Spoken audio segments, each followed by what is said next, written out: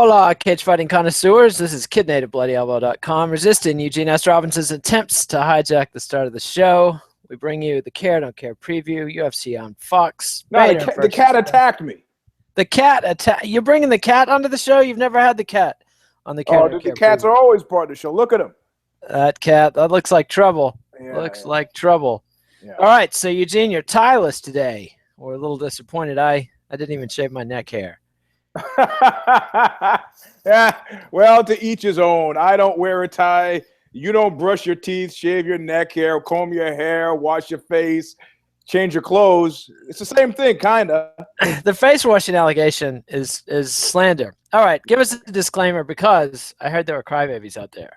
Crybabies, bedwetters. This has nothing to do with your skills or talent as a fighter. Look, we know it's a hard job. I saw you guys on Reddit. Yeah, all Eugene needs to take is a spinning back kick to the midsection. They don't know how tough it is. You know, I've done this before. I know how tough it is. Look, let me explain to you. It's not about you. It's about the marketing heft and weight that the bald one in the UFC puts behind you. There are ways to get off the don't care list, fight an exciting fight.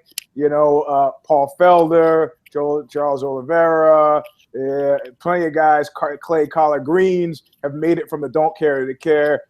But it's not our fault if you're on a don't care, so don't come crying to us, crybabies and bedwetters.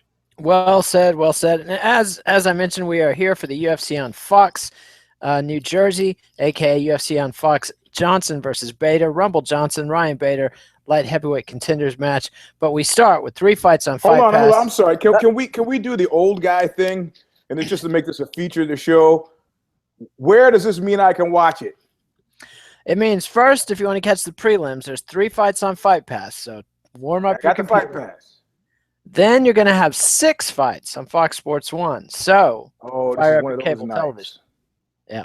And then we'll have 4 fights on Fox. So this time of year, you can't get that kind of Fox. I think the last time they had the prelims on Fox, too. I'll be in Italy, so it'll be doubly difficult. I will talk to my man, Georgie B.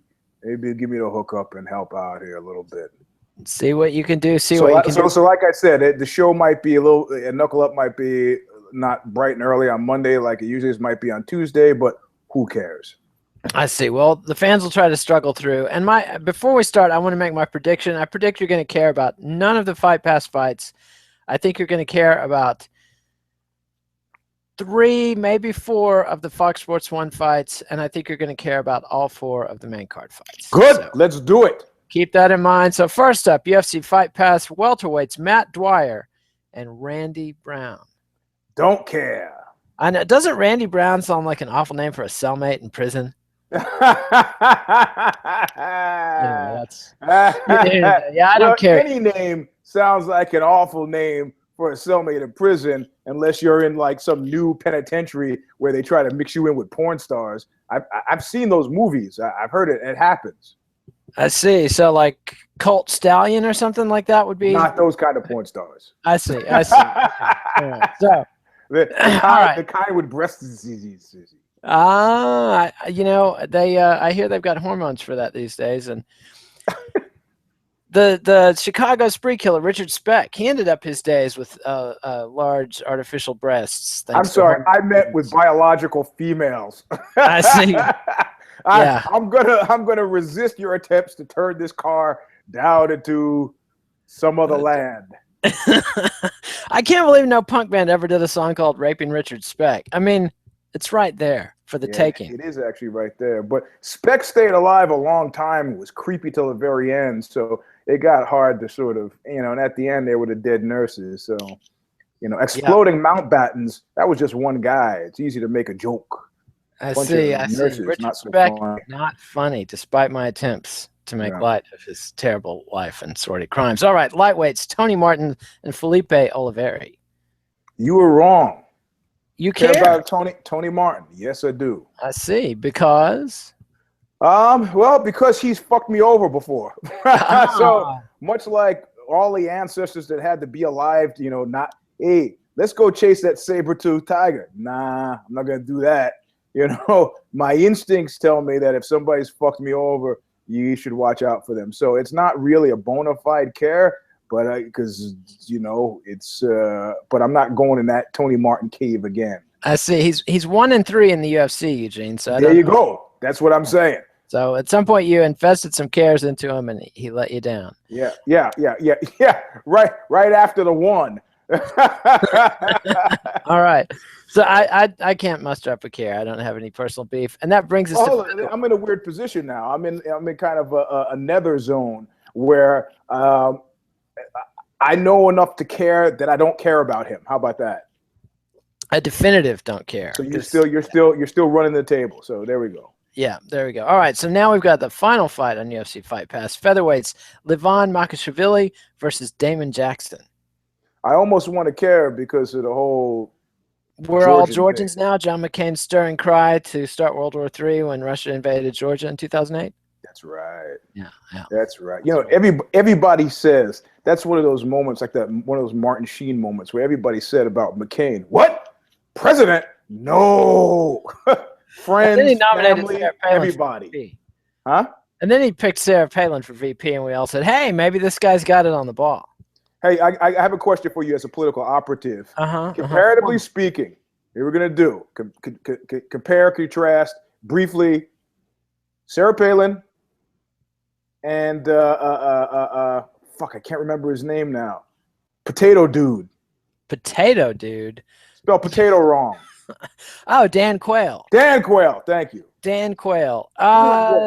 Differences would be Quayle came from a patrician family. I believe his father was the biggest newspaper publisher in Indiana.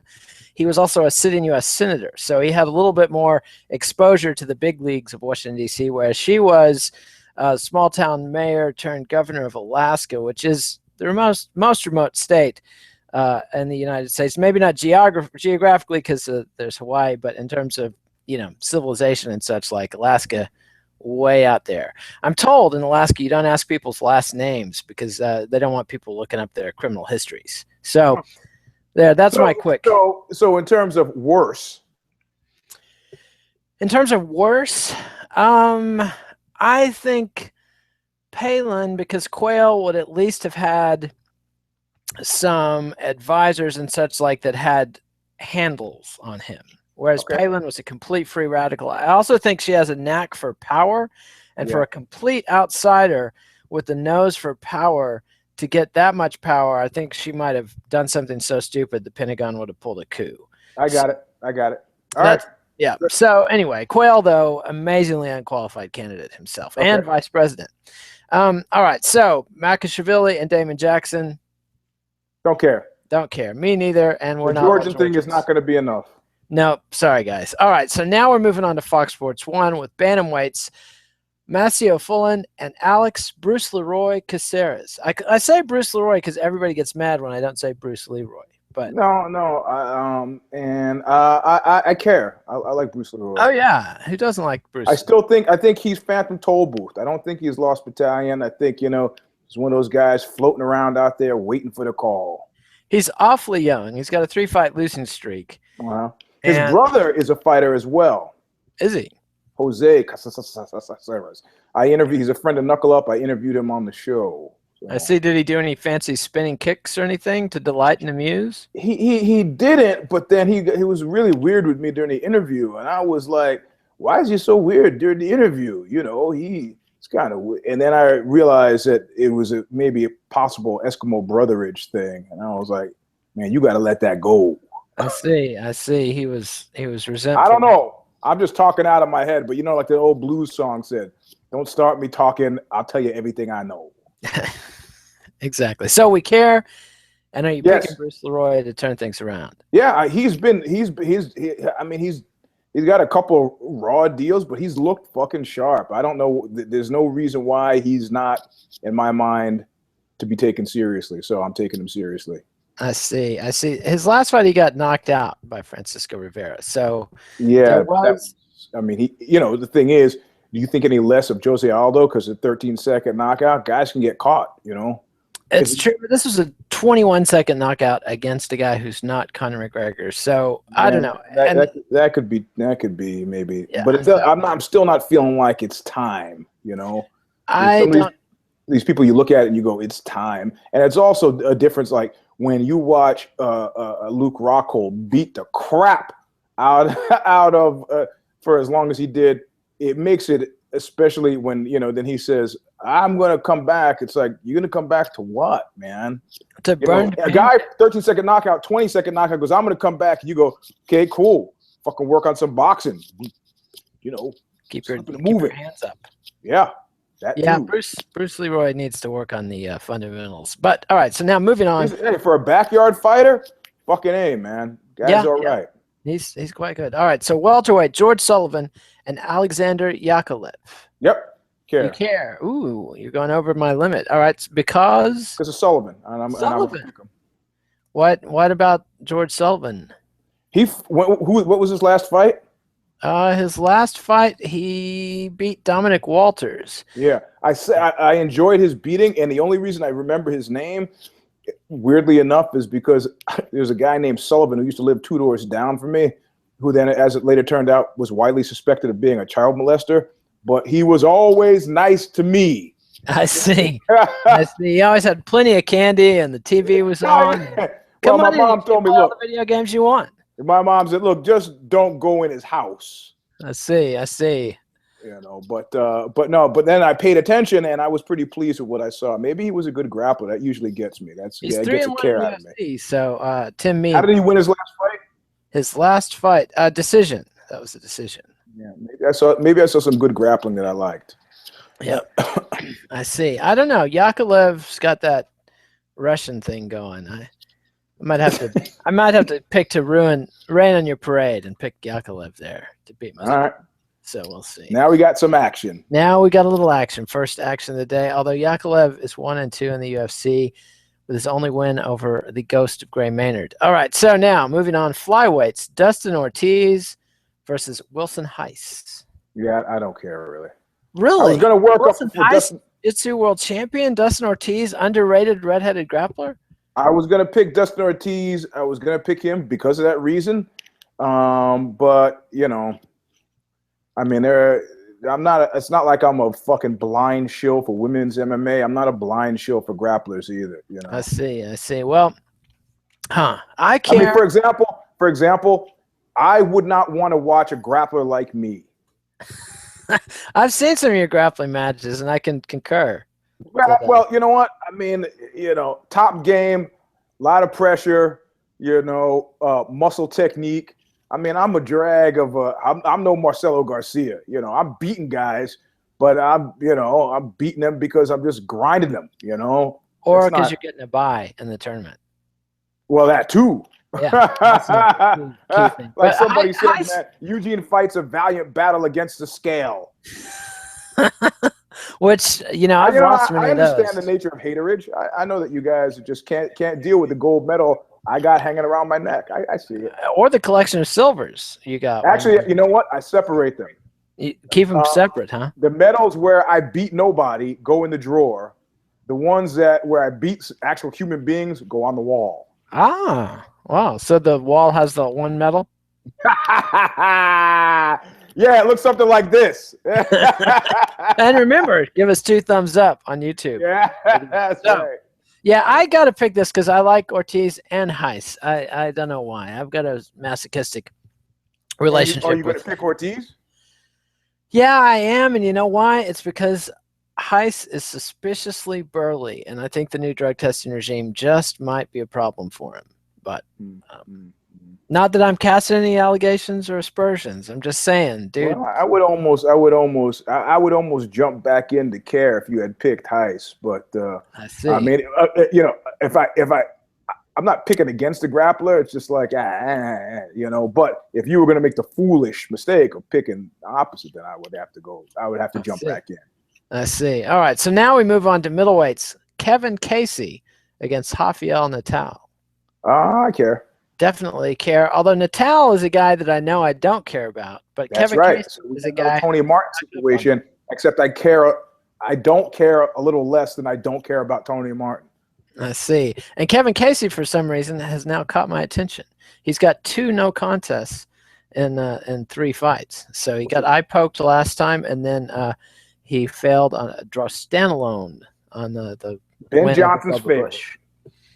It's good stuff, I'm told. So, It is. anyway, yeah, you know. So we got. I mean, somebody told me too. I see. I see. Yeah, I think you were the one who told me. But Uh, what kind of stack would you put Drostanolone with? I mean, theoretically.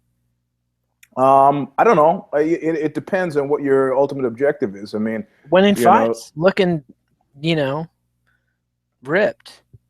yeah, I don't know that I would use it for getting getting ripped necessarily. I would use like equipoise if I was closing in on the you know show for bodybuilding stuff. It could, like a cutting agent, you know, maybe next night's Clomid, the nice anti-estrogen. I prefer that over Novadex, but I mean, theoretically, the guy told me, the friend of mine, but Stanozol, it's a good strength. It's a good strength one, and it doesn't get you bloated like testosterone. So, I see. You don't get all cranky. So, are you going to pick? Nah, listen, that's overrated, man. That's overrated. It's like, oh yeah, a buddy of mine used to call them my mean pills. This is the same guy who describes himself as a mean drunk. You know, I could have a whole bottle of wine. I'm not going to punch somebody in the face. Mean drunks are no fun, and now you're going to deny affluenza is a real condition. I mean, man, oh man, oh man. You know, the father, you know what? The best part about this is it let the father pull the ripcord. He's asked for divorce. It's like, how long has that poor suffering man been stuck in there? Honey, we got to teach him about consequences. Consequences, smonsequences.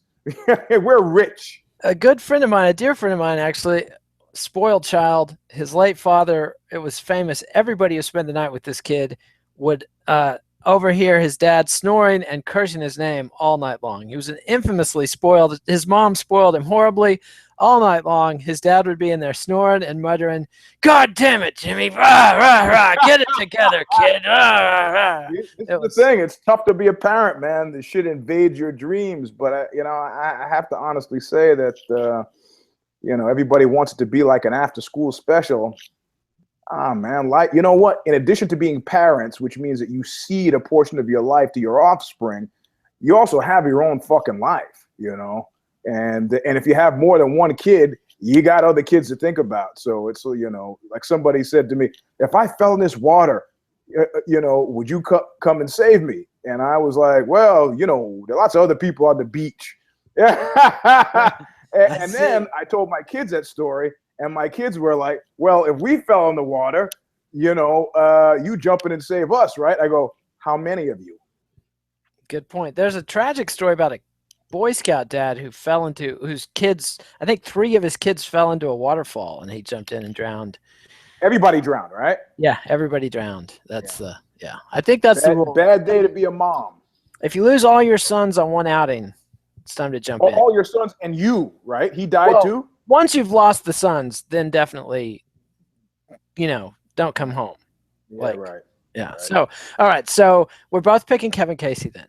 Correct. Okay. Now we come to lightweight. Olivier Aubin Mercier versus Carlos Diego Ferreira. He hit our radar before. Judo, because they talk about his judo, even though we've seen no sign of it in the cage. Yeah, and also I like Chael. First of all, I don't know that I want to care, but I'm explaining why I don't care, and or maybe why I sort of do care. I'm gonna go back to Chael Sonnen's idea of like, show me one person who's used judo to a positive effect in the UFC. He says the only reason people think, huh? Ronda Rousey. He called bullshit on that. What? Don't you remember? Chael did this a few weeks ago. I know. I heard it, but I still thought it was ridiculous. He said the only reason people are still talking about judo, there's one thing in common. L.A. He blames L.A., which is what he's saying is like, you got good marketing, you know, you can sell snow to Eskimos. Fuck it. I see. Well, Caro Parisian would beg to differ. Whatever happened to him? Pain pills, I believe. Yeah, that's a sad story. And a hamstring injury, but in his heyday, man, when he was Caro, he was awesome. Yeah. All right. I don't know that he ever would have won a title, but anyway. So do you care about this? No, I'm not caring. I've given up on Aubin Mercier. Okay. And Ferreira never made my radar. Okay, I'm glad to be proved. I'm glad to be proved wrong. I'd like to see. I mean, I like the idea of judo, but I like the idea of judo for self-flagellating reasons. Like I had a chance when I was a kid to take judo for free at the Y, and I poo-pooed it because it wasn't like, it wasn't Bruce Lee with the karate and the. Yeah. Well, I think judo. I think some of the techniques are awesome and very useful. We see great hip tosses and stuff. With John Jones is somebody who's used a lot of judo techniques. That's Greco. Well, some of those were trips and leg things that are illegal in Greco. So. Well, buddy of mine took it in Russia when it was one of those guys. They did those combines where they tell you what you're going to be good at. And they figured with him, Russia. So he actually was Georgian. They figured judo, and he fucking used it. I mean, I saw him use it in street fights to great effect several times. It's like a guy hits the ground, it's him against the ground. The ground's gonna win. Yes, and on concrete, judo is amazingly effective. Yeah. All right, so now we've got one that I know you're going to care about. Welterweights, Tarek Safadine and Jake Ellenberger. Yeah, of course. That was on my care list. I tipped my hand on that a knuckle up. I see. And do you have a pick? Oh, man. Yeah, how about this? And I say this with a heavy heart, Tarek Safadine. Yeah, because Ellenberger's lost 4 out of his last 5 fights, and his only win in that streak has been over the ghost of Josh Koscheck. So Yep. And he's one of those before and after guys, like after the serious testing. I mean, I'm not making any nasty allegations, but I'm making some nasty allegations. I see. I think an insinuation. Insinuations. The most accurate. That was the weirdest pronunciation of that word I've ever heard. Oh, do you know what that's from? No. Grady. Sanford and Son. He said insinuations? No, when he won, he'd come over to hang out with Fred, and he would go, "Let's watch a little television." Oh, television. Okay. That's like a multiple leap. Oh, also, I got to mention we're dedicating the show to Abe Vigoda of The Godfather. Abe Vigoda. God damn it, man. You know what killed me most about the Abe Vigoda thing? What, when he left Barney Miller for his own show, Fish, and it was a flop? Yeah, I remember that, man. That was a mistake. I was a big fan of Fish. I followed him over, but it was not Barney Miller, No. But what brought me down is, where he died? No. In a fucking senior home, man. What's wrong with that? You would hope, after being a fucking multimillionaire and in some of the top grossing movies of all time. You think he was a multimillionaire? What makes you think he was a multimillionaire? The guy was working steadily, man. That doesn't make you a multimillionaire. I know plenty of people are working steadily that aren't even ever close to a million. Yeah, you don't know people who made Hollywood movies, I see. I mean, seriously, the guy had an apartment in New York. What the fuck did he spend his money on that he couldn't ride? As many times as they reissued The Godfather and fucking. You think he was getting residuals on The Godfather? I'd say you got to. You think? Yes, of course. It's law. I'm still getting residuals on Leonard Part 6. We think they want to give me that money? They have to give me that money. Maybe so. All right. Well, rest in peace, Abe. So what happens? That a dude is in the fucking what are those things called? Old folks homes. Yeah, old folks homes. I mean, maybe he had heirs who were busy spending his money and shelved him off somewhere where he was less inconvenient. Yeah, Tony Curtis had it right, man. You get yourself a young woman. Yeah, that did wonders for Groucho Marx and James Cagney. Remember the time when James Cagney was abandoned backstage at the Oscars for hours in the dark behind some curtains, and nobody thought to wheel him away because his young wife was out partying with all the stars? Huh.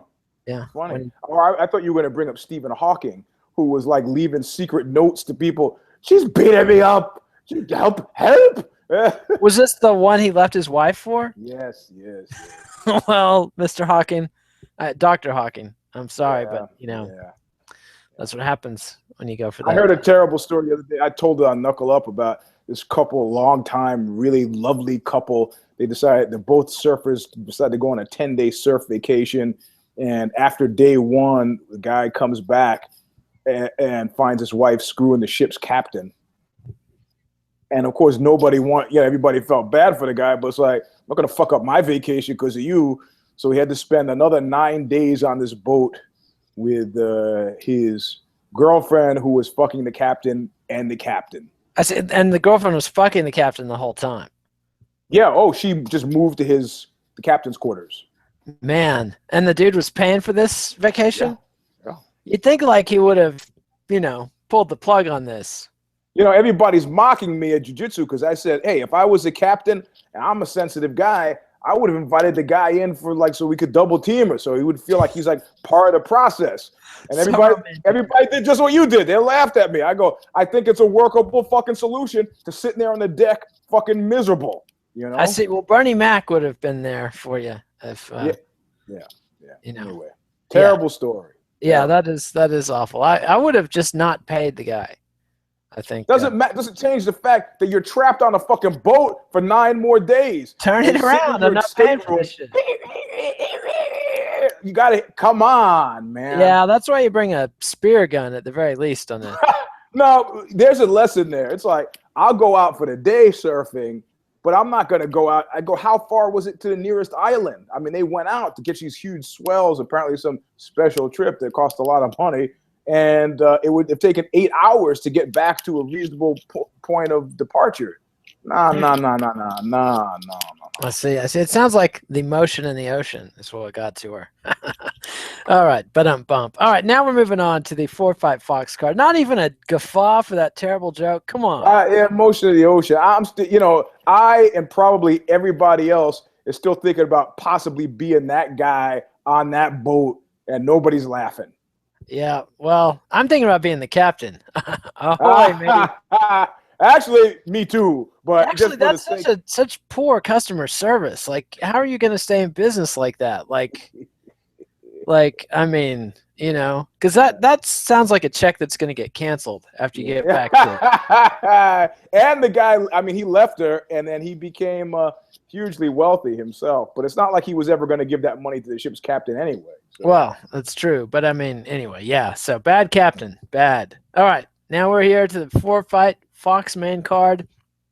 Saturday night, Prudential Center, New Jersey. Welterweight. Brian Barberena. Can't believe he's on broadcast television. Brian Barberena?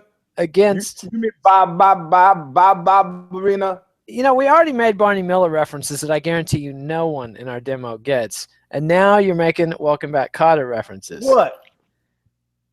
Next, you'll be talking about the Loving Spoonful because of him writing the song for the Welcome Back Kotter. Okay, Brian Barberena and Sage Northcutt. Yeah, I care. Because? Because there was a song that Tony Bennett's when I sit there applauding from the front row seat. I'm there like everybody else, waiting for that Sage train to crash. I see, the haterade. And Barberena said it best. He was like, it kind of bugs me giving this guy so many legs up, And at this point now, I think they can't, Everybody's like watching for it, so now they can't. Yeah, well, they're giving him Barberena's coming in off a loss under Chad Laprise at UFC 186, but he beat Joe Ellenberger, younger brother of Jake Ellenberger, so he's 1-1 in the UFC. Sage Northcutt 2-0 in the UFC. I don't know. Sage they can't be any quick stoppages. They can't be any unexplainable stand-ups. It's got to be straight up. He's got to win one himself, I see. Well, I wouldn't count on that, Eugene. I think you're being a little naive there. Yeah, God damn it. But, I'm not giving up on Sage earning it the old-fashioned way either, I think. No, believe me, he's a kid. This is what he wants to do. This is, he's one of those guys who thinks he's doing it himself. There was a guy who I'm not going to talk shit about him because I think he's a Facebook friend, and in my mind, I kind of come around on this guy, but I was like, they're gonna get him fucking hurt. He was a Tachi Palace fighter, and it's like, I don't know if he knows he sucks. They keep giving him these gimmies. It was probably obviously some sort of deal that was made. I I said, dude's going to fight outside of Tachi Palace, and there's going to be a cold, bracing slap in the face. Well, all the guys that racked up like 8-0 records in the Explode Fight series, and later found out they were fighting crackheads that they had rounded up the day of the event. But you know, the ultimate example of that in the fight game is Primo Carnera. Oh yeah, back in the 30s. That I think Frankie Carbone built up this guy to be something, and he was just big. And then Max Baer Sr., father of Jethro of the Beverly Hillbillies, crucified him. Well, yeah, great Jewish fighter, and but the reality of it is that Carnera story was terribly depressing, and they made a movie about it starring him, and that was equally depressing. Yeah, they had a knack for the depressing movies back in the day. Did you ever see Jimmy Cagney's as Lon Chaney in Man of a Thousand Faces? Yeah.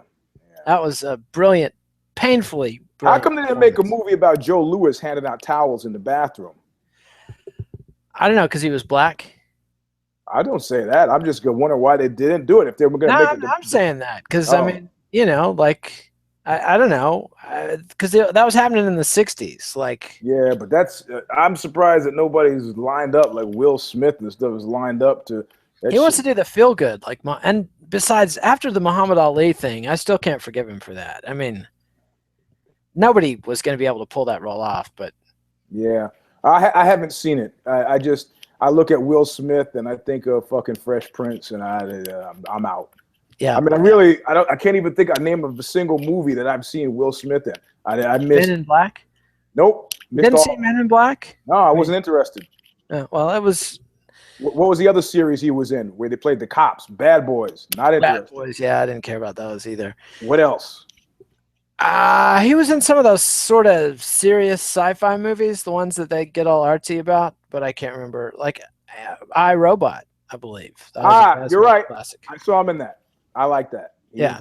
He was fine in that one. I think he's a perfectly serviceable actor, but he just couldn't. You know what? I'm just not sold on the whole charisma thing. It's like somebody running into a room with a cupcake with icing on it. They go, look! Like, yeah, man, it's a cupcake. But no, it has icing on it. Hey, my daughter just loves icing on cupcakes. That's all she'll eat is just the icing. At some point, she'll look at it and go, you know, it's just a cupcake. Well, obviously, you weren't in high school when Parents Just Don't Understand came out, because that swept through my high school. Yeah, okay. I mean, I like Summertime. That's a good song. You have a good song and one good movie, and then I'm done. All right. Well, enough about Will Smith. All right. So now, although I hear he and his wife are swingers. Yeah, I've been hearing that since I was in L.A., if you know what I mean. There you go. All right. So but the question you have to ask yourself. What's the question? No, I mean, they weren't traditional swingers. They were like, allegedly, based on the rumors that I heard from being in LA and invited to certain parties, she's into women, he's into watching. That doesn't benefit. I see. No room for Eugene in this story. Never does a man stand as tall as when he stoops to help another man named Eugene. I see. Well, a beautiful sentiment, well expressed. All right, so now we move on to bantamweight Yuri Alcantara versus Jimmy Rivera. The smaller of the Alcantara, but the greater of the two brothers. Yep, I care. Yes, and do you have a pick? Yeah, Alcantara. Yeah, me too. I like Alcantara, and he's fun. You know, although I would like to see the Alcantara brothers fight the Pitbull brothers from Bellator. Yeah, that would be nice. That'd be nice. Anyway, so enough about that. Now we move on to some old school action. I know your musty old heart is going to be fluttering for heavyweights. Josh Barnett versus Ben Rothwell. These are two guys you might see in the senior division grappling match in one of your tournaments. Ben Rothwell's a friend of Knuckle Up, and not only does Josh date another friend of Knuckle Up, Colleen Schneider, but recently Josh and I got into it on Facebook, and we're going to race for pink slips. Are you really? As soon as he gets his car out of the shop. I see. So my 65 Chevy, he was like, in the shop, talking about his thing. I go, that's a cute little car. Let me send you a picture of something. And I don't expect I'll see it any other place but here and in my rear view mirror. And he's like acting like, oh, that's a nice Chevy you got. I go, no, let me put a finer point on it. And then I sent him the rear view mirror that says, objects in the mirror are losing. Ooh, what's his car? What's his car? He goes, all right, we gotta get it out of the shot. We'll put it to the test. I go, deal. We All right, got what's it. his car? What's his car? His car is he was underneath it, so I think it's like some modified Chevy pickup truck or some kind. I don't know. I see. You didn't even do the research, the op research on what Hey, he's you drive what I drive, you don't need to. Oh, Eugene. What do you want? You want to put up your Honda Odyssey minivan against 1965 Chevy Chevelle? No, I won't be putting my 2003 Toyota Highlander on there. I was close. 1990 I was close. Volvo. Yeah. Yeah. So, although the Volvo just 1 year away from becoming a classic. Yeah, keep it. Yeah, my wife wants to. I'd like to get rid of it. So, Barnett and Rothwell, who you picking? Yeah. I'm sorry. I'm a catch wrestler guy, and but I got to go with the front of knuckle up. Rothwell's got some fucking hammers of Thor on the ends of his wrist, and he's not. Strange enough for the Midwest pedigree, people expect when I interviewed him on the show, he was telling me that he had not wrestled in high school. No, he can't wrestle for shit. Which I think Barnett's going to mop the floor up with him unless Barnett is just too old to do it anymore. Well, I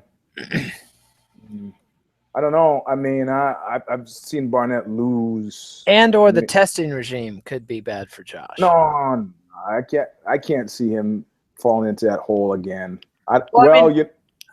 Don't you think he's got to change his game up a little bit? This is a dude who's failed 2 and kind of 3 tests for steroids.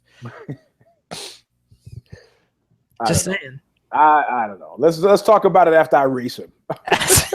Because if by some strange god awful chance I lose, I want to be able to make a plea that I keep my car, which is called welshing.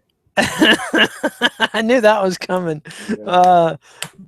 Josh will rip those keys out of your my crying hands. yes. Yeah, I think Barnett's gonna mop the floor with him. UFC 196 is off of pay-per-view. It's off of pay-per-view. The news just broke.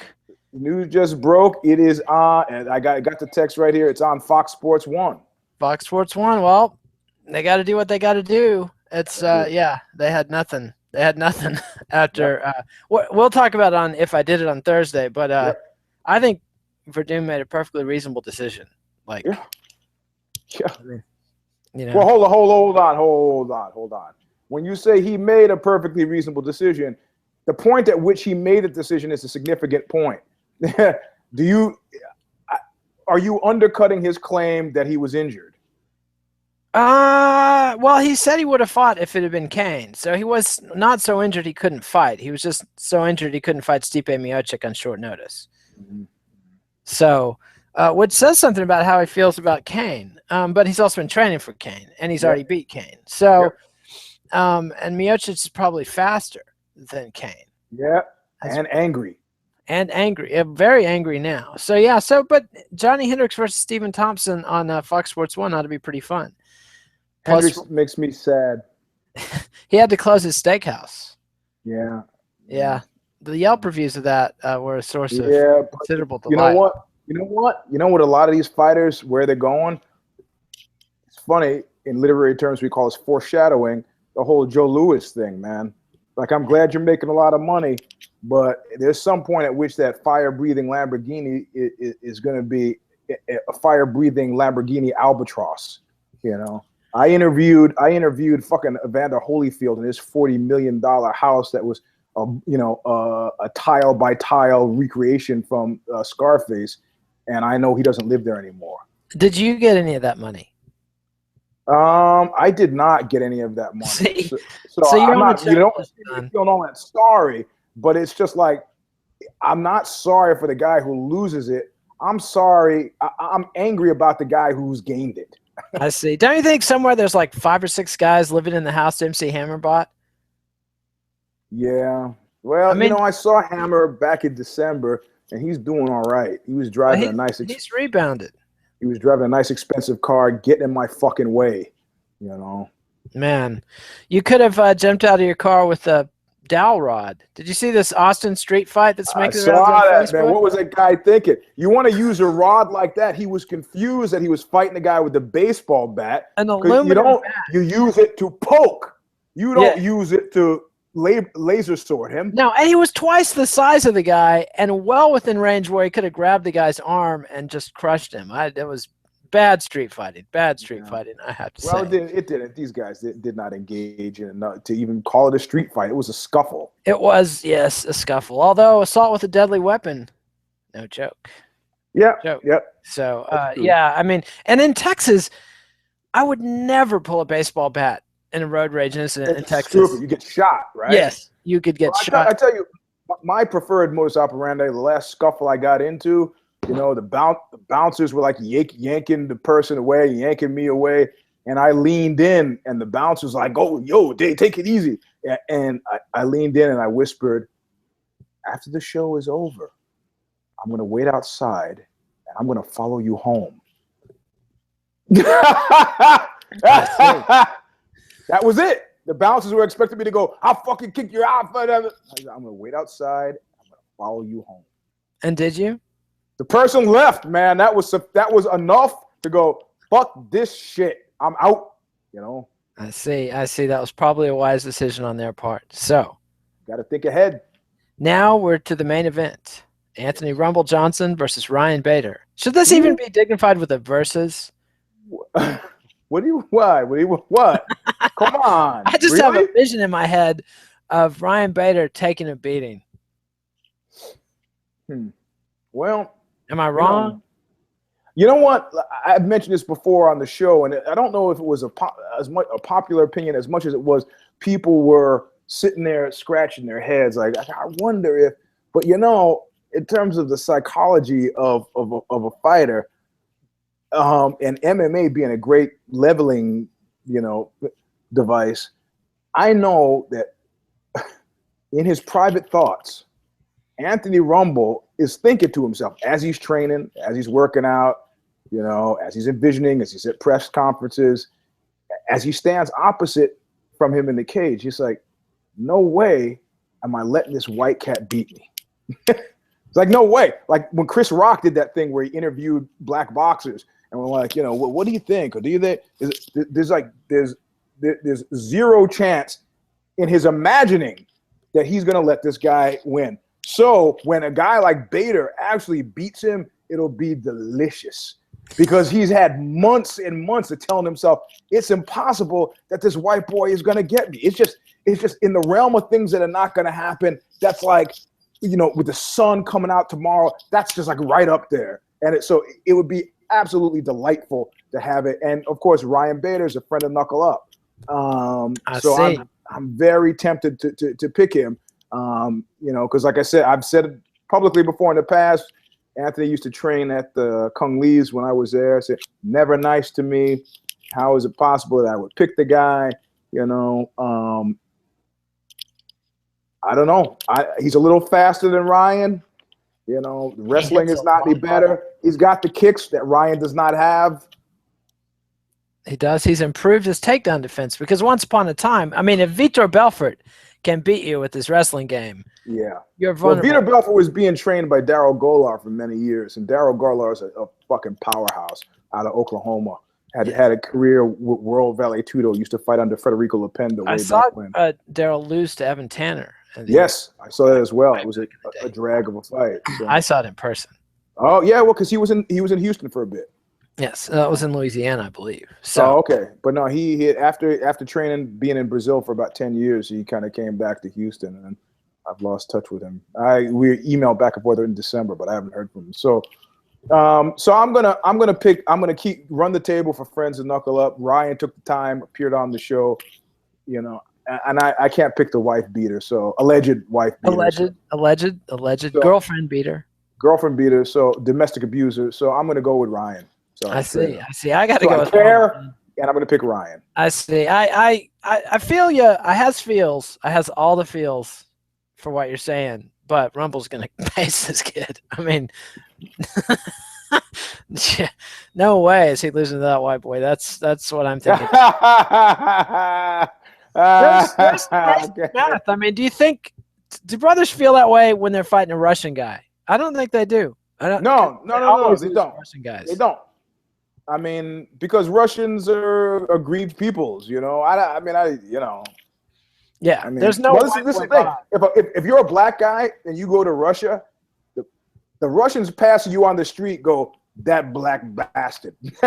But if you're a black guy, when you're in Russia, those are not white people, you know. Just like when I'm in Italy, those are not white. They think they're white, but they don't know. You fly them 3,000 miles and drop them in New York, you know, some Irish cat's going to be like, that Russian prick. He's not fucking white, you know. Since when did Irish become arbiters of whiteness? What? Say it again. You dropped out. Since when did the Irish become arbiters of whiteness?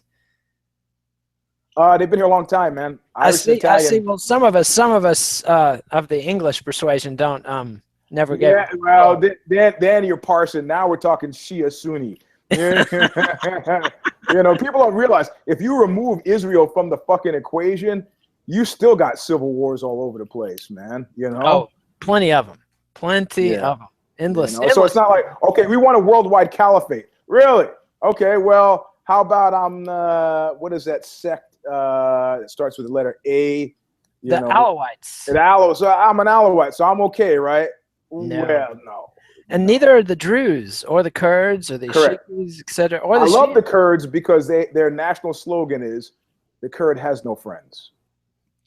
And history has shown that is an accurate slogan. Well, and actually, the full phrase is, the Kurd has no friends but the mountains, or some shit like that. That's a pretty good one. Although now the U.S. and Russia are both competing to be the friends of the Kurds. Yeah. And I do believe that Putin is going to smash the caliphate within 6 months. So I was going to mention that news that came out about Putin this week, but I don't want to end up choking on green tea. I see. Yeah. I find it very interesting. The U.S. media is all over that story. Yeah, because they're fools. I'm like, hey, I'm taking my cue from Beria. Explain. That's Stalin's hangman.